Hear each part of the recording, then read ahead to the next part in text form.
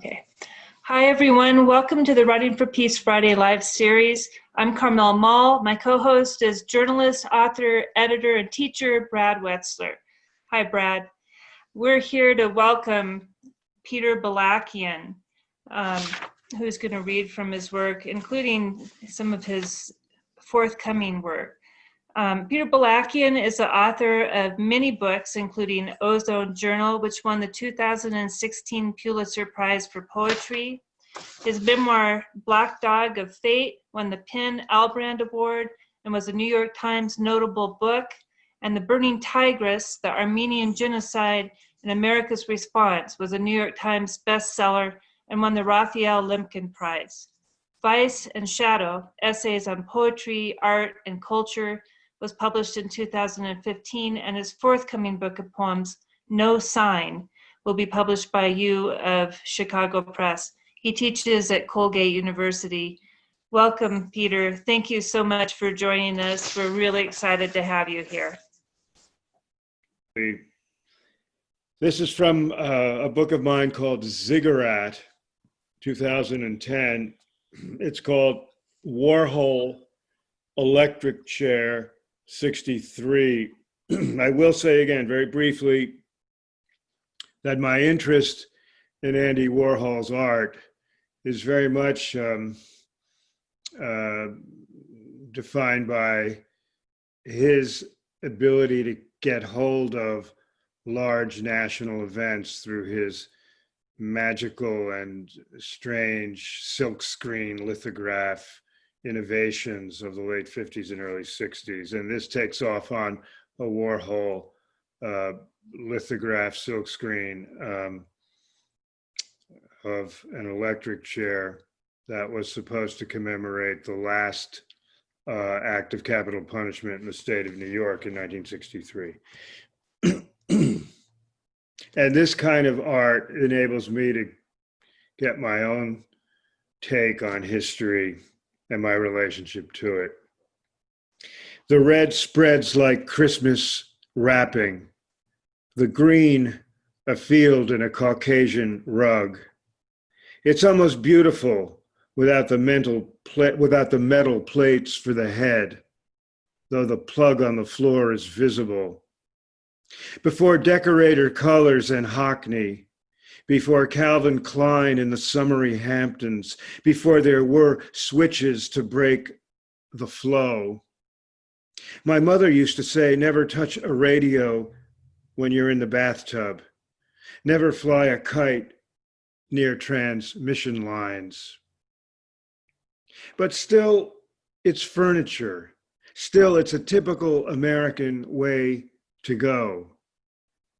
It's Sing Sing, the silhouette of Ethel Rosenberg. In the rheostatic air, the absent man heard, she loves you. The British invasion and the flat line arrived at once. Outside, Negroes were eaten by dogs. Johnson was sworn in. Cuba turned red in the Green Sea.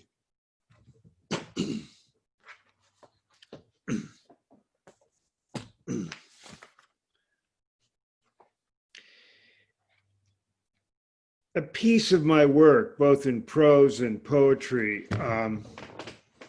has dealt with the Armenian Genocide and my own inheritance of the trauma on my family. My grandparents' generation were all survivors. Almost 1.5 million Armenians were mass slaughtered by the Turkish state, the Ottoman government between 1915 and 1917. More than 1 million people survived. My grandparents were survivors in different ways, in different modes. My grandmother's story has particularly had an impact on my imagination and on my sense of language and form. So I want to, and there's much to say about that historical event, and not for this moment, although happy to talk about it in our conversation session. This is a poem that's an early poem of mine. It appeared over 40 years ago. but I somehow I still read it now and then. It's called The History of Armenia. And you'll see in the poem, my grandmother returns to me in a dream in a childhood landscape where I used to spend a lot of time with her. We were close, and she was an amazing force in my life. And even long after her death, she has been. The place is northern New Jersey, late 1950s, and the Eisenhower Garden State Parkway is being built. The Eisenhower era interstate roads are being built. My grandmother survived, the only one of her large, prosperous family from Diyarbakir, southeastern Anatolia, Ottoman Empire, Turkey. She and her two infant daughters made it. Her first husband did not.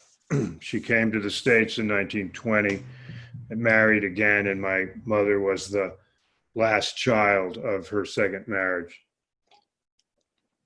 The History of Armenia. Last night, my grandmother returned in her brown dress, standing on Oriton Parkway, where we used to walk and watch the highway being dug out. She stood against a backdrop of steam hammers and bulldozers, a bag of fruit in her hand, the wind blowing through her eyes. I was running toward her in a drizzle with the morning paper. When I told her I was hungry, she said, "In the grocery store, a man is standing to his ankles in blood. The babies in East Orange have disappeared, maybe eaten by the machinery on this long road." When I asked for my mother, she said, "Gone, all gone." The girls went for soda. Maybe the Coke was bad, the candy sour. This morning, the beds are empty, water off, toilets dry. When I went to the garden for squash, only stump was there. When I went to clip parsley, only a hole. We walked past piles of gray cinder and cement trucks. There were no men. As she said, Grandpa left in the morning in the dark. He had pants to press for the firemen of East Orange. They called him in the middle of night. West Orange was burning. Bloomfield and Newark were gone. One woman carried the arms of her child to East Orange last night and fell on her uncle's stoop. Two boys came with the skin of their legs in their pockets and turned themselves in to local officials. This morning, the sun is red and spreading. If I go to sleep tonight, she said, the ceiling will open and bodies will fall from clouds. Yavri, where is the angel without sword? Yavri, where is the angel without 6 fingers and a missing leg? The angel with the news, the water will be clear and have fish. Grandpa is pressing pants. They came for him before the birds were up. He left without shoes or tie, shirt or suspenders. It was quiet. The birds were still sleeping.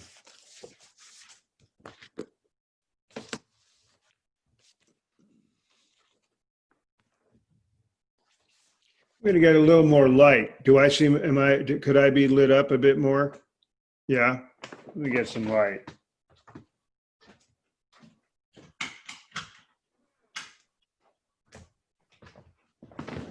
A little better? Yeah, that's better. Okay, Thanks. good. You know, night is coming here. It was light, but now it's not. Okay. This is from my book, Ozone Journal. It's called Here and Now.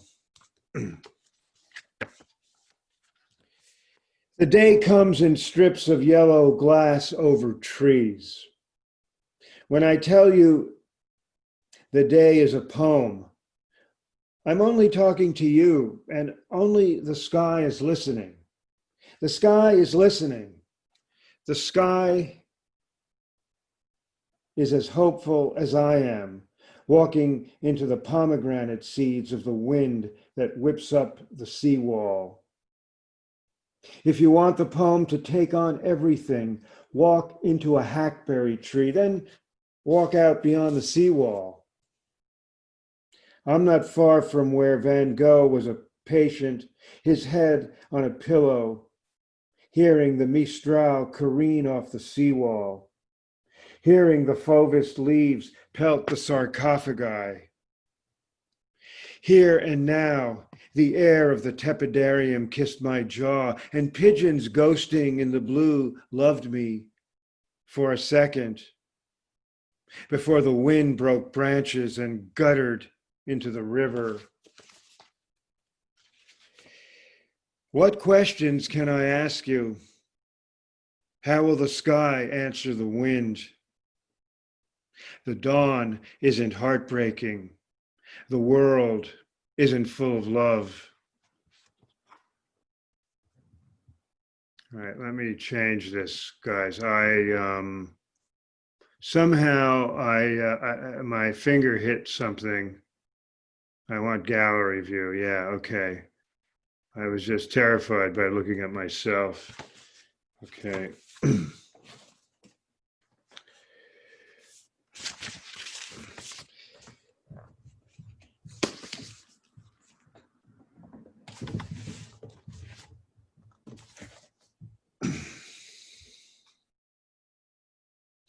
The Vietnam War haunted my generation of men in particular, because the draft was only male then. And the anti-war movement was a powerful force across the nation. I went to college as a recruited football and baseball player. And after 1 year, I quit both. And, you know, life just seemed a little too serious to be answering to coaches at this point for me. And I played with a lot of passion and heart, but after 1 year in college, that was plenty. And, you know, the war was really instrumental to my own becoming a citizen, of entering the civic space.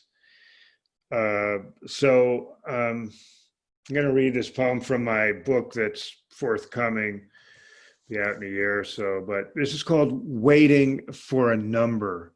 And I remind everyone, I don't know where you all fall on the generational timeline, but at a certain point, Nixon instituted a lottery to finish out how we would be drafted.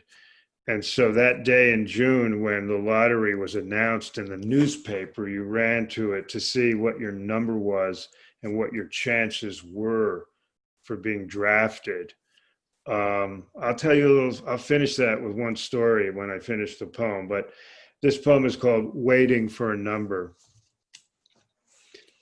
Words appeared as the soft purring of a cat, crow screeching, end of a hymn, cicadas in trees, spilling in the white noise of my head. Da Nang, Mekong, Saigon, Nam.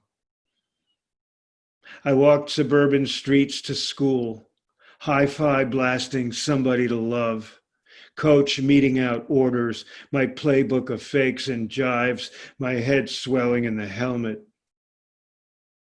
Over sweet cocktails with my beloved under the yellowing ginkgos of 64th off Lex. For a moment I felt grown up. And then the air in my head was orange chemical, Dow and DuPont, the jukebox blasting Light My Fire. And where were we? Staring at the image, pistol to the head, A boy I once knew on the white-lined field was bagged and flown back in the dioxin haze of morning. In the mangrove of my head, chopping sounds under the covers, rice paddies, floating mirrors with unidentified objects. There were Catholics in Saigon and Catholics on my street. What about Laos? What about Cambodia? American questions spilling in sunlight on white shutters. And I'm home on plush carpet, waiting for a number.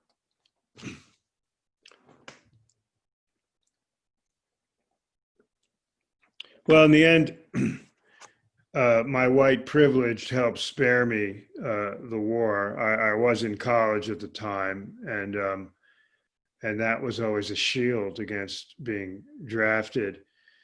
The strange thing I discovered a couple months ago, as this poem was going to be published in a magazine, and I was doing a little, fact checking, I went to go and recall my number in the lottery. And for the last 50 years, I had been telling people my lottery number was 342, and that I always felt I was untouchable at that high a number, right? So I went and I checked my birth date on the lottery, and it was 42. And I just felt, wow, that is one kind of Freudian act of denialism. And honestly, I misread it. My head refused to read 42. So anyway, it's not very significant except for my own strange psychic history. I have a section in my new book. They're kind of object lessons in a way. They're odes, and they've tended to be odes on fruits and vegetables. And I suppose I'm interested in the way meditating on an object can yield layers of experience that have a sedimentary life beneath the thing you're looking at.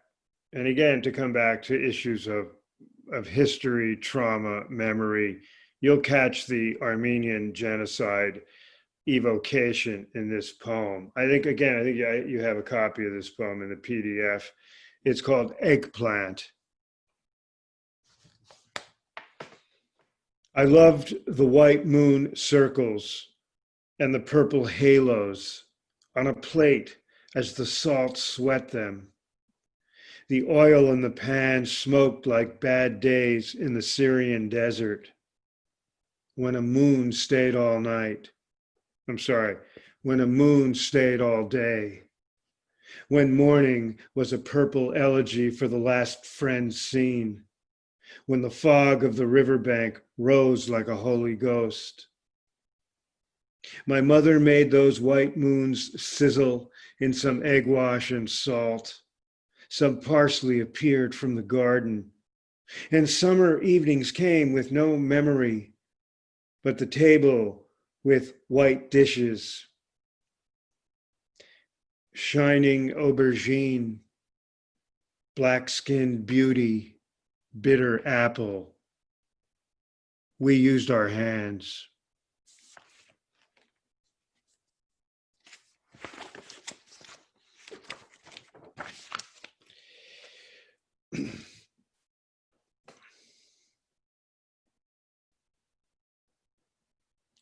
One of my most visceral kind of experiences of the world of war happened when I learned that one of my close childhood friends was shot down over the Sinai in a helicopter during the 73 Israeli-Egyptian War. He had become an Israeli citizen. We grew up together in Teaneck, New Jersey. My family moved to Tenafly. We'll have to talk Northern Jersey later with Your name's not on the screen, but we'll talk. Um, he had repatriated to Israel, and he was in the army and had a 6-month-old child. This is part of my object ode meditation sequence in my next book, No Sign. This is called Matzah. Sometimes when I look up at the moon, I think of Alan Schwartz, in whose kitchen I sat on Passover. We were the only Christians on the block, eating corrugated sheets of bread, though it didn't feel like bread. In the evening, the moon's white light followed me home. I didn't understand what God commanded the Jews to do. At the Formica counter before the Seder, we crunched on the mother of all wafers. Out of Egypt, there was moonlight over the stillness, crisp and sweet to the tongue. Was this the bread of affliction? Years later, when Alan was shot out of the sky over the Sinai, I asked the moon, what was the no yeast of freedom? I walked for days to get to the Red Sea because Exodus led to Deuteronomy. Even now, when I'm shivering at the water's edge, the sky no more blue than ash over trees. The differences between prophecy and law is the difference between the moon and the sea. The end of the body is one half of death, the absence of moonlight, the other.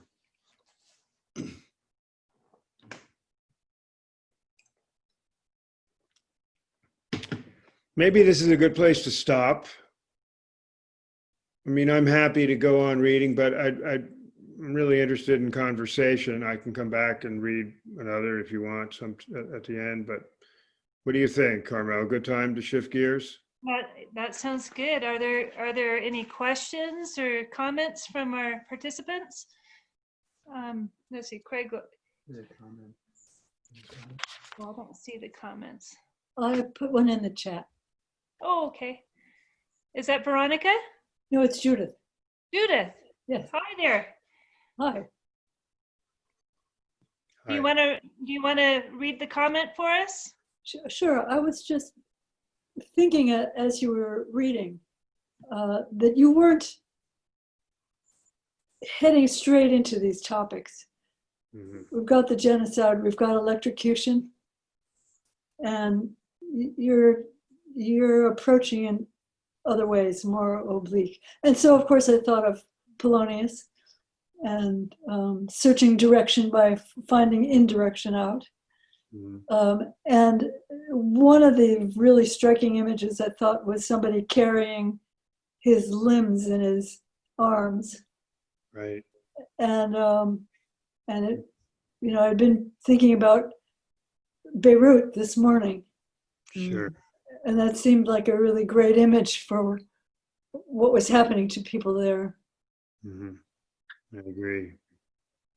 Well, but you can't just start out by describing, here's the awful stuff that happened. Yeah. Well, are many of you poets, writers of different kinds, different genres, fiction, nonfiction, poetry? Is that right? So, I think it's fair to say that one of the difficulties in writing about violence is, of course, becoming sentimental or becoming didactic. And so the writer, the artist of any kind, visual art, musical art, literary art, where the artist is always navigating away from those two places, didacticism or sentimentality. Mm-hmm. By sentimentality, I also mean melodrama, over emotion, And I suppose every writer needs to figure out her or his relationship to the event, and what the relationship to the event kind of demands of the writer, what claims the event has on the writer. I mean, I think writers should write about everything and anything. If it doesn't work, it doesn't work. But I don't think writers should be, circumscribed by their own personal experience. I think this is a terrible kind of conception that sometimes is going around these days. I think we need to take on the world. I always, like to tell my students, remember that Shakespeare wasn't at the War of the Roses. Right. And Homer wasn't at the war along the Black Sea or over the cornfields that came to be known as the Trojan War. So, you're trying to find your imagination's way into some idiosyncratic intersection with a large event, because you can't take on the event. The event's monstrous and huge. And so the more location and grounding and idiosyncrasy, the better. And so, yes, that means approaches of intersection that are, one hopes, fresh and grounded and specific. So, and I think it's hard to write about events in the immediate present. So, like you're mentioning Beirut. I think if anybody, you take it on, but I just figure, if you're going to write about Beirut today and the horror that happened there this week, you probably, need to figure out some pathway into the event that's, well focused and narrow. I've been really interested in how many poets have been, writing about the COVID era that we're in, and how interesting the poems. I've been reading these poems primarily in the New Yorker, because the New Yorker comes out every week and can keep up with life in a certain way. Right, but they're not usually so fast in turning over manuscripts. So I've been fascinated with how fast the New Yorker is getting onto it. Yeah, I think Kevin Young has been very focused on wanting to get those poems. Like, I'm sure he's breaking off his own protocols for reading, which are slower and longer time frames. So I think it's good. I'm glad he's a good editor, and I'm glad he's decided we need to hear literary voices speak to the complexity of the moment. Mm-hmm. But anyway, just go. And the poems I've been reading are very granular, idiosyncratic, and personal often. So I think those are important aesthetic orientations that I'm sure all of you kind of practice. I see another. I'm looking at the chat. Lori has her hand up. Lori, did you have a question you wanted to ask? I'd love to. Thank you so much. And thank you for putting this event together, Carmel. Peter, I'm so glad you read the History of Armenia poem. I'd love for you to talk a bit about the act of writing poetry as a witness, and then how this poem has evolved over the years, because I have been delighted to see it in more than one volume of your work. Mm-hmm. So how does the act for you of poetry work as a witness, and then as you like to sort of wordsmith or reflect on the tone and tenor of a poem, how has that come forth in that particular poem? Yeah, okay, well, thanks for the question. Again, my avenue into this historic event, this explosion event called the Armenian Genocide, the eradication, the extermination of 2/3 of an ethnic group in a 1 to 2 year period at the beginning of modernity, if you want to call the second decade of the 20th century, the decade that's often been labeled the decade of modernism, the decade of modernity because of the various innovations and inventions.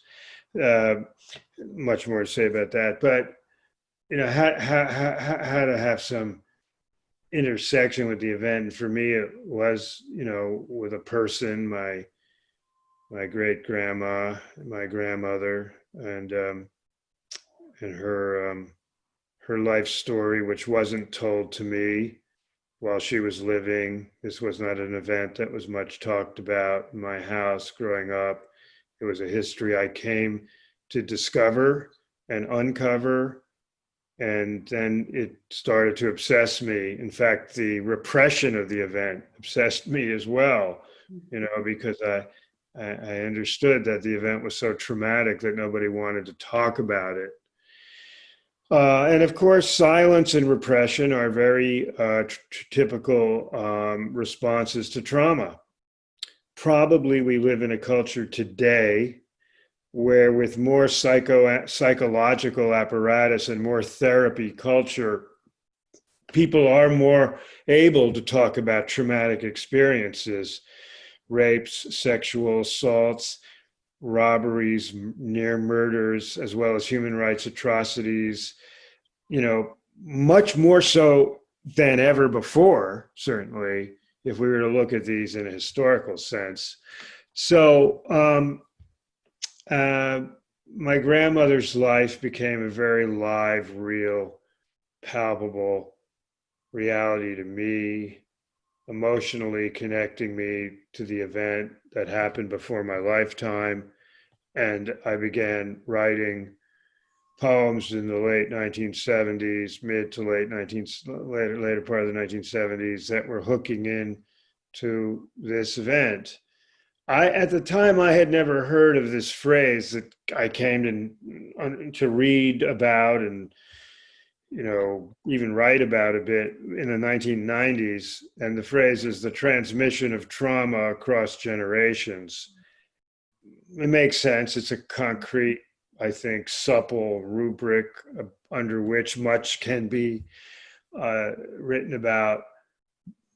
But at the time, I didn't have those large concepts in my head. I was really just writing the way a writer writes, being compelled by material that was owning me and trying to find language and rhythm to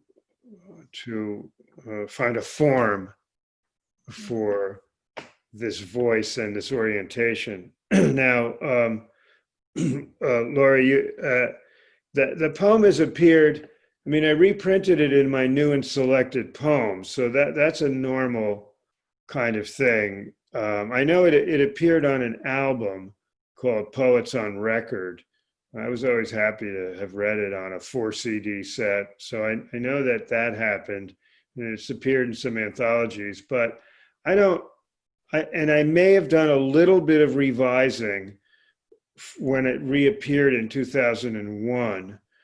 So the poem I may have tweaked with some lines. I have to go back and see. But is that what you're referring to? I wasn't sure what you were referring to. Yeah, no, that's a fair question. I think I read a version of that poem. And then at some point, I found a copy of one of your earliest works, Father Fisheye, and read the poem. And I thought, it's the same, but it's a little different. So I think as I was listening to you read that, I thought, oh, wow, maybe there's just a little bit of revision or tweaking or reflection that happens with the passing of seasons. I suppose that's why I'm interested in that question and how your process works. Right. When you put together, and I hope I get to do it once more, when you put together a selected or a collected, it's a very, I mean, for poets, now I don't know what it's like for short story writers or essay writers, when you put together a collection of something, of things that have been out earlier and in another book form, but you do go back and reread and re-inhabit the poems, old as they might be, because if you still like them enough to want to collect them in a new volume of selection, you may do some things. I don't want to do a lot of things, but you may, it seems to me the poet has the right to tweak the poem.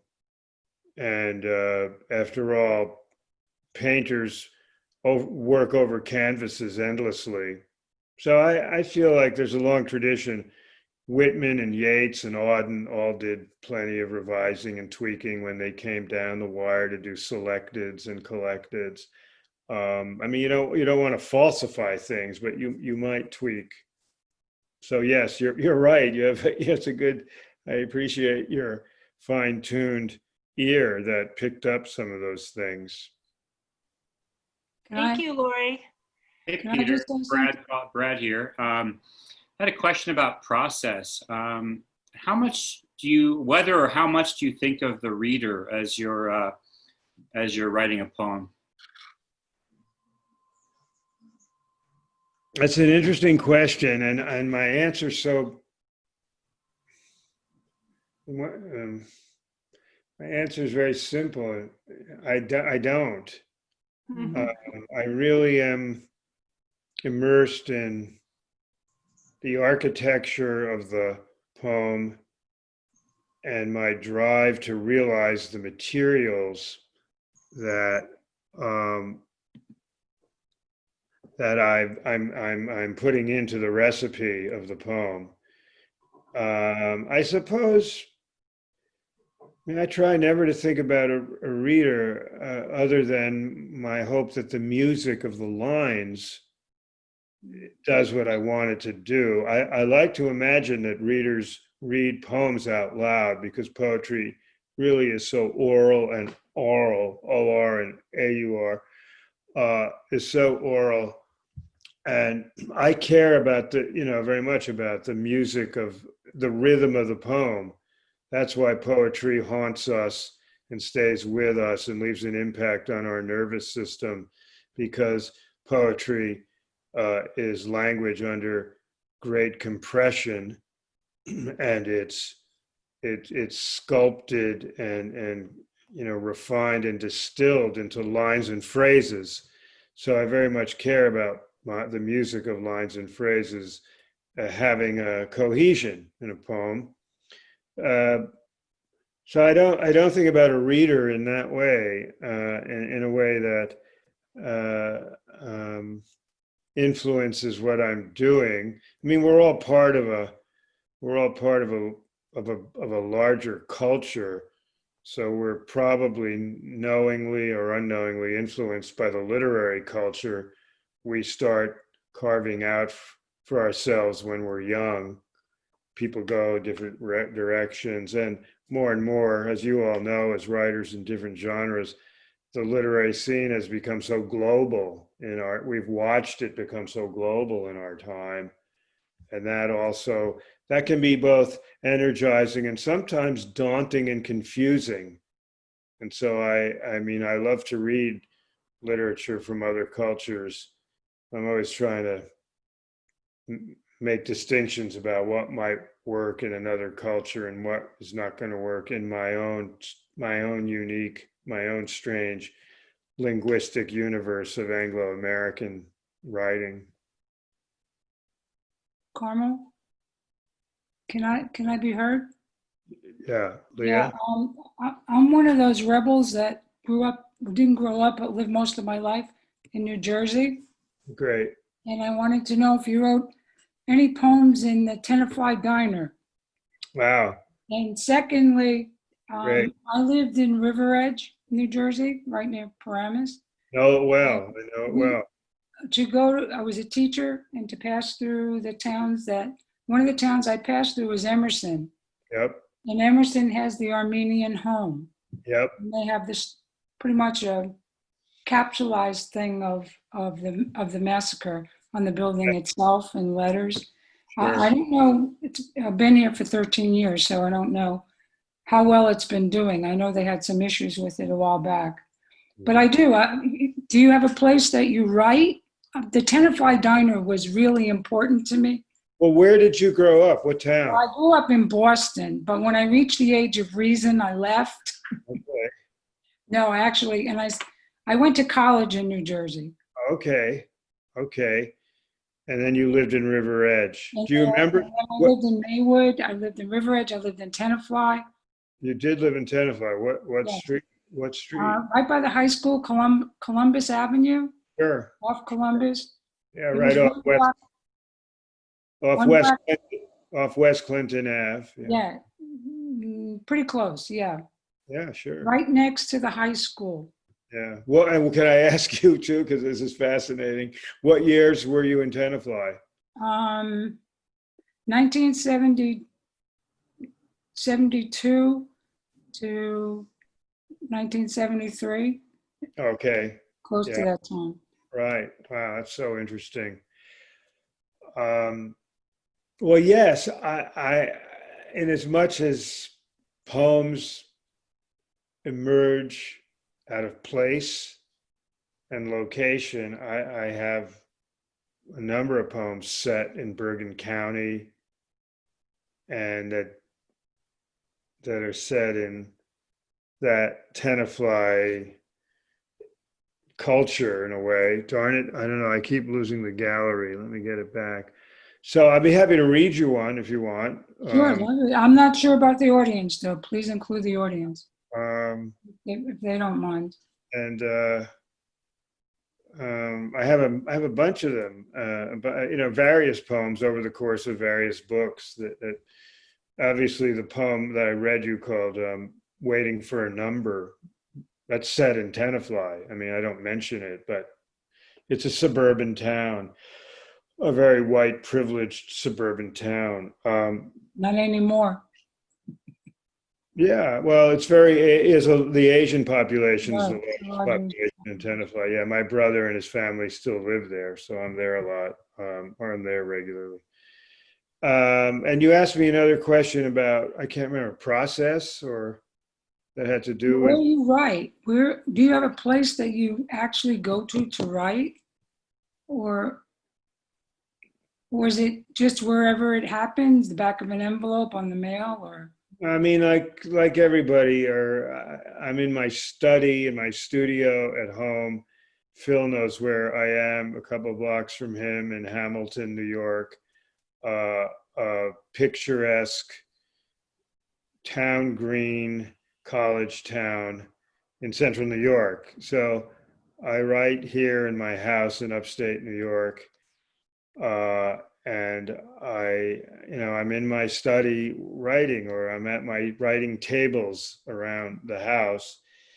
But the imagination doesn't wait for you to be at your study, and your study at your computer. So I write also everywhere I go. I write on planes, I write on trains. The mind is working, and if your typewriter computer's not with you, then you certainly have a pencil and your notebook. So I most of my work's been done in a study at a typewriter or a computer, but I like most writers, the ticker tape in the head keeps going. The Tenafly Diner, yeah. Because people here if they're from Colorado, don't have that sense of diner that you Right. have from back east. I have a poem called Rock and Roll I'm going to read you that deals with Tenafly and being a teenager when the music starts taking over your life and your hormonal passions for your girlfriend, that sort of thing. I'll read it for you before we sign off. Thank you. Yeah, I'm Here's interested. another question, because I don't want to use up all the time. Please. I have a question. Can you hear me okay? Okay. I was thinking about literary influences, especially being a more mature or older poet. And I was thinking how in Sam Hamill's work, we can see how he talked with Basho or Japanese or Chinese, or he's talking with Hayden or Ezra Pound. What are some influences that you would still claim or willing to claim openly? And maybe that we could see that you're conversing with on the page? You know, I'm not sure how much you'll see them on the page, but I like I agree. What T.S. Eliot says is just a truism, which is that young poets have narrow taste, but that taste serves them well and deeply. You know, when you're in your 20s, I started writing seriously at about halfway through college, and I never stopped. So,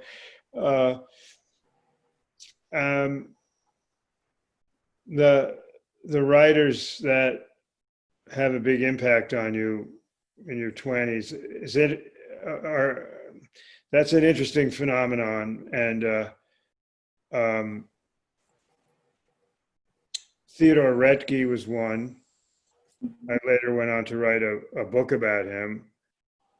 I'm not a Theodore, I don't write like Theodore Retke, but he taught me so much about so many things, not to get into all of them here.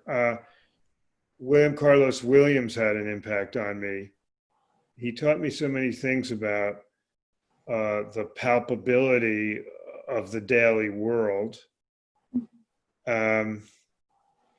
And Sylvia Plath and Robert Lowell and Allen Ginsberg, I would say those three poets had impacts on me at a time in my 20s when I was finding the genre, the art of the poem that I loved so deeply.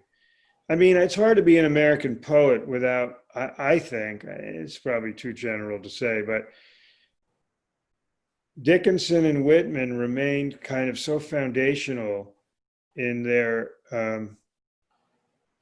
examples, and the minimalism and gnomic compression of Dickinson and the long-lined expansiveness of Whitman, both as phenomenon of an American place.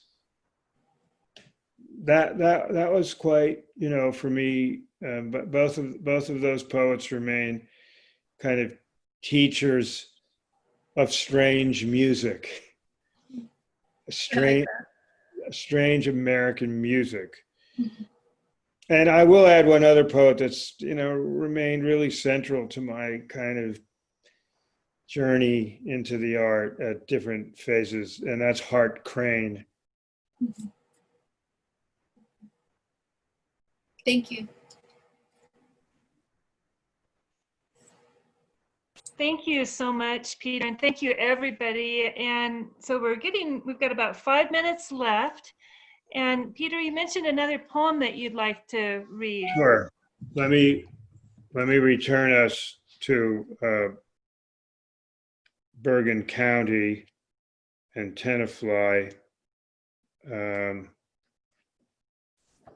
It was fun to hear your experience in Tenafly. And did you know the Olympia grocery in River Edge?